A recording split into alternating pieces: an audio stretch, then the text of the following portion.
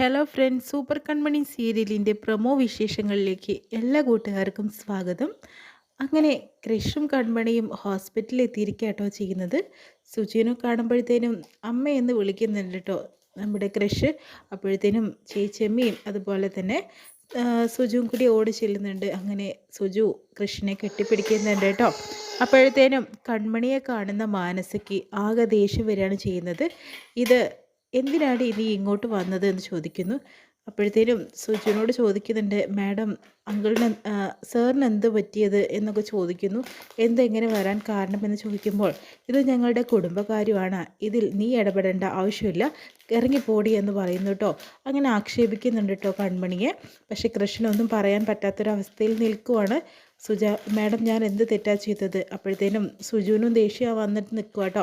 അപ്പോൾ സുജു പറയുന്നുണ്ട്, എനിക്ക് മാനസ പറഞ്ഞത് തന്നെയാണ് എനിക്കും പറയാനുള്ളത്, ഇത് ഞങ്ങളുടെ കുടുംബകാര്യമാണ്, നീ പുറത്തുനിന്ന് വന്നൊരു സ്റ്റാഫാണ്, നിനക്ക് ഇതിൽ ഒരു അധികാരമില്ല, നീ ഇത് ചോദിക്കേണ്ട ആവശ്യമില്ല, ഇവിടുന്ന് പൊക്കോളാനായിട്ട് പറയുന്നു കേട്ടോ.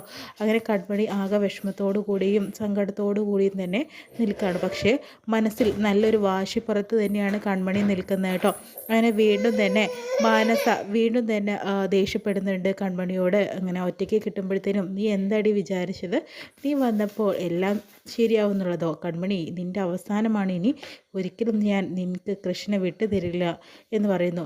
അപ്പോഴത്തേനും കൺമണിക്ക് വീണ്ടും വാശി കൂടാതെ ചെയ്യുന്നത്, മാഡം ഒരു കാര്യം, ഇത്രയും കാലം ഞാൻ അങ്ങനെ ഒന്നിനോട് വാശി കാണിച്ചിട്ടില്ല, പക്ഷേ ഇന്ന് മുതൽ, ഈ നിമിഷം മുതൽ ഞാൻ ഒരു കാര്യത്തിൽ വാശി പിടിക്കുന്നു. എനിക്കിപ്പോൾ കിട്ടിക്കൊണ്ടിരിക്കുന്ന ഒരു കാര്യവും ഞാൻ വെറുതെ വിടാനായിട്ട് പോകുന്നില്ല, എനിക്ക് കിട്ടിയതൊന്നും മറ്റൊരാൾക്ക് ഞാൻ വിട്ടുകൊടുക്കുകയില്ല എന്ന് പറയുന്നു കേട്ടോ. അങ്ങനെ കൃഷ്ണനെക്കുറിച്ചാണ് പറയുന്നത്. മാനസ്യം പറയുന്നുണ്ട്, എനിക്ക് കിട്ടിയതും ഞാൻ ആർക്കും വിട്ടുകൊടുക്കില്ല എന്നും. പിന്നീട് ബലരാമനെയും കാണിക്കുന്നുണ്ട് കേട്ടോ. ജയിലിൽ വെച്ച് ഒരു ഗുണ്ട ബലരാമനെ കൊല്ലുന്നതായിട്ട് സാഗറിനെ സുമിത്ര കൊല്ലുന്നുണ്ടെങ്കിൽ ബലരാമനെ അവിടെ വെച്ച് തന്നെ തീർക്കാനുള്ള പ്ലാനാട്ടോ.